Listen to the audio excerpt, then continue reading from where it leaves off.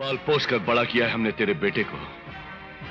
अगर इसके दिल में हमारे लिए थोड़ी सी भी जगह होती तो क्या ये पुलिस स्टेशन में रिपोर्ट लिखा के हमारी बेइज्जती करता? जो लोग हमारे सामने खड़े रहने की हिम्मत नहीं करते थे, उन लोगों को लाकर खड़ा कर दिया है हमारे सामने, कुचल डाला हमारी इज्जत को। जिस घर में 2 वक्त की रोटी ठीक से नहीं मिलती थी, उस घर से रिश्ता जोड़ा था हमने। ये इनाम दिया है तुमने हमें। नहीं चाहिए, नहीं चाहिए हमें ऐसे रिश्तेदार, नहीं चाहिए हमें ऐसे रिश्ते। आज से तुम्हारा और हमारा कोई संबंध नहीं।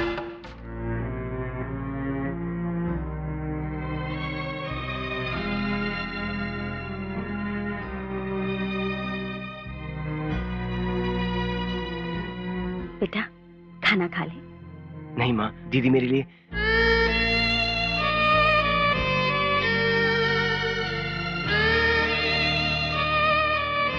इतना कुछ होने के बाद भी तू अपनी दीदी के लिए तड़प रहा है, पगला कहीं का। दामाद जी और ज्योति ने तेरी इतनी बेइज्जती की। खैर वो तो हमारा खून नहीं, अगर पूछा तो हमारी बेटी है ना, उसको तो तेरी तरफदारी करनी चाहिए थी। वो भी तुझ पर बरस पड़ी, तुझे दुख नहीं हुआ? दुख सिर्फ मुझे ही नहीं, दीदी को भी तो हुआ होगा। राजू भैया, राजू भैया, राजू भैया गजब हो गया। आज तो फैसला हो के रहेगा। राजू भैया, गजेंद्र ने हम सबको खेत से बाहर निकाल दिया।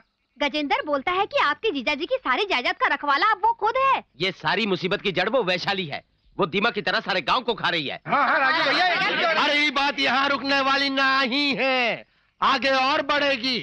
पहले उस सुसर की नाती बेसाली के कारण तुहार को घर से बाहर निकाल दिया गया, और आज इन बेचारे मजदूरों को खेतों से बाहर निकाल दिया गया। अगर ऐसे नहीं हाथ पे हाथ धरे बैठोगे तो एक दिन तुहार की बहन और ज्योति को वो घर से बाहर निकाल के फेंक देगी माल जादी की। मैं उन दोनों को जान से मार दूंगा। अरे नहीं राजू भैया, जोश में आके ऐसा कदम मत उठाना, दुश्मन को दिमाग से मारना है। अरे हाँ, वैशाली बाई के घर में धंधा चल रहा है, धंधा। तुम पुलिस में जाके उसकी रिपोर्ट कर देना, दोनों भाई बहन को पुलिस अंदर कर देगी। और सारा गांव झंझट से दूर हो जाएगा, और तुम्हारी बहन का घर बर्बाद होने से बच जाएगा राजू। राजू, आज तेरे जीजाजी गांव से बाहर गए हुए हैं, इससे अच्छा मौका फिर कभी नहीं मिलेगा।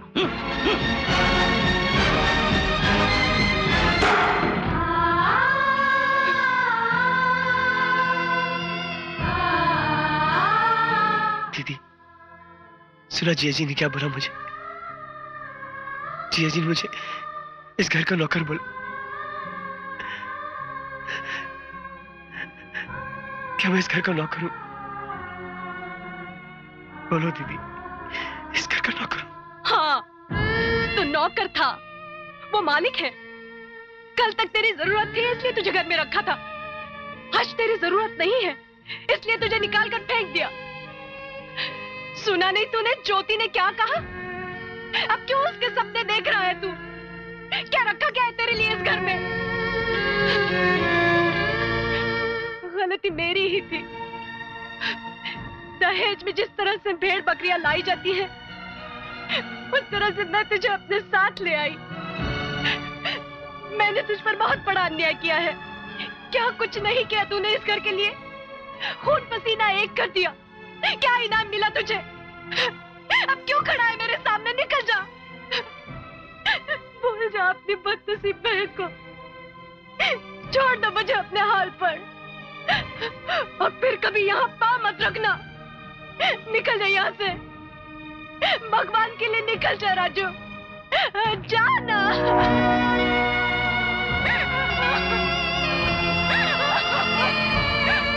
आओ, आओ मेरे साथ।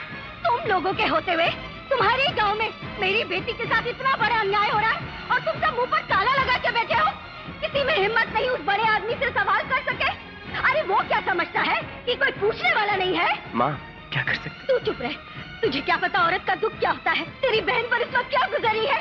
अरे ओ महलों में रहने वाले, बाहर आओ, निकल बाहर।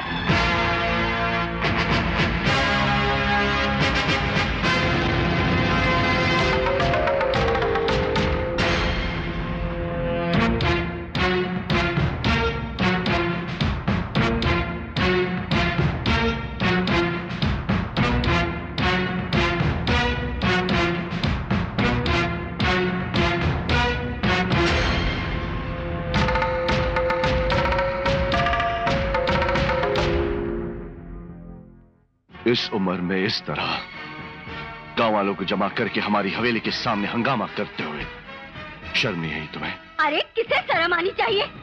जिसने अपनी फूल जैसी बच्ची को तुम्हारे साथ ब्याह दिया उसे, या जिसने एक बाजारू औरत की मांग में चोरी छिपे सिंदूर भर दिया उसे? चोरी छिपे नहीं, तेरे बेटे के सामने मांग भरी है हमने। क्यों, इसने बताया नहीं? बताया, इसीलिए तो तुमसे सवाल पूछने आया हूँ। मेरी बेटी ने ऐसी कौन सी भूल कर दी? तुम्हारी हवेली का ऐसा कौन सा नियम तोड़ दिया उसने? तुम्हारे सामने कभी ऊंची आवाज में बात भी की? अरे वो तो हमेशा अपने सर पर बैठाकर तुम्हें देवता की तरह पूछती रही, और उसके साथ इतना बड़ा अन्याय करते हुए तुम्हारा मन कैसे मान गया? बस करो, हमारी जुबान खामोश है, इसका मतलब ये नहीं कि तुम लोग बचते ही जाओगे। दामाद जी, दामाद जी, अगर तुम लोगों के दिलों में हमारे लिए जरा भी जगह होती तो क्या इस तरह हमारी बेइज्जती करते? पाल पोस कर बड़ा किया है हमने तेरे बेटे को। अगर इसके दिल में हमारे लिए थोड़ी सी भी जगह होती तो क्या ये पुलिस स्टेशन में रिपोर्ट लिखा के हमारी बेइज्जती करता? जो लोग हमारे सामने खड़े रहने की हिम्मत नहीं करते थे, उन लोगों को लाकर खड़ा कर दिया है हमारे सामने, कुचल डाला हमारी इज्जत को। जिस घर में 2 वक्त की रोटी ठीक से नहीं मिलती थी, उस घर से रिश्ता जोड़ा था हमने। ये इनाम दिया है तुमने हमें? नहीं चाहिए, नहीं चाहिए हमें ऐसे रिश्तेदार, नहीं चाहिए हमें ऐसे रिश्ते। आज से तुम्हारा और हमारा कोई संबंध नहीं। ठाकुर साहब, ये कैसी बात कह दी आपने? तुम चुप रहो, ये तुम्हारा मामला नहीं। उस दिन मंदिर में तुम ही ने कहा था ना कि वो हमारे घर का मामला नहीं, गांव का मामला है। आज ये हमारे घर का मामला है, हमारा जाति मामला है। इसमें किसी को दखल देने का कोई अधिकार नहीं। जाओ, चले जाओ, निकल जाओ यहां से।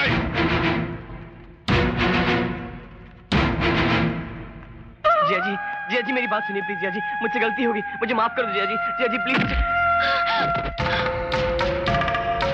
जिया जी, मर गया तेरा जीजा।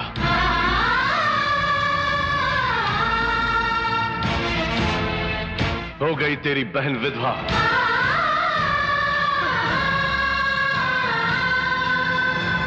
टूट गए सारे बंधन।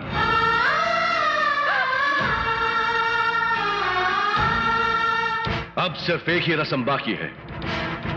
जब किसी औरत का पति मर जाता है तो उसके मैके वाले उसे सफेद साड़ी देते हैं। इसे वही सफेद साड़ी समझो और अभी यहीं अपनी बहन को देकर दफा हो जाओ।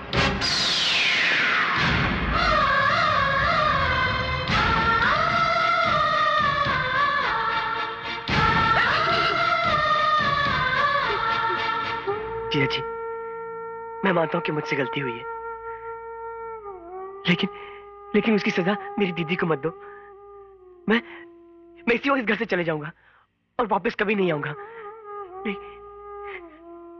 लेकिन ये साड़ी मैं अपने हाथों से अपनी दीदी को कैसे दूं? जिया जी, जिया जी, दीदी समझाना जिया जी को। पूजा, अगर हमसे ज्यादा तुम्हें अपने घर वाले प्यारे हैं तो तुम भी जा सकती हो, और अगर इस घर की पत्नी बनकर रहना चाहती हो तो अपने भाई से वो सफेद साड़ी लेकर ही अंदर आना। और हां, इस जन्म में फिर कभी अपने मां बाप की चौखट पर कदम नहीं रखोगी, उस गांव में कदम नहीं रखोगी, उनका नाम तक इस घर में नहीं लोगी। सोच समझ कर फैसला करना। चलो ज्योति, चलो।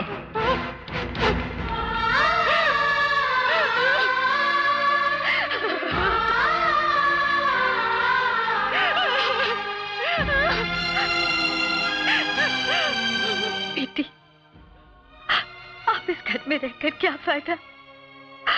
चल बेटी, अपने घर चल।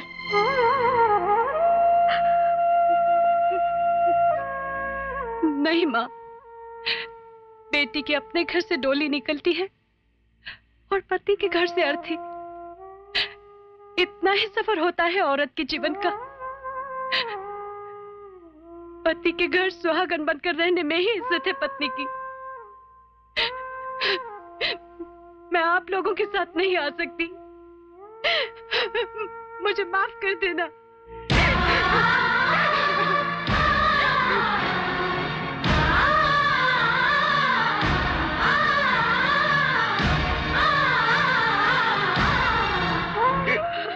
इंसाफ है? ये कैसा इंसाफ है?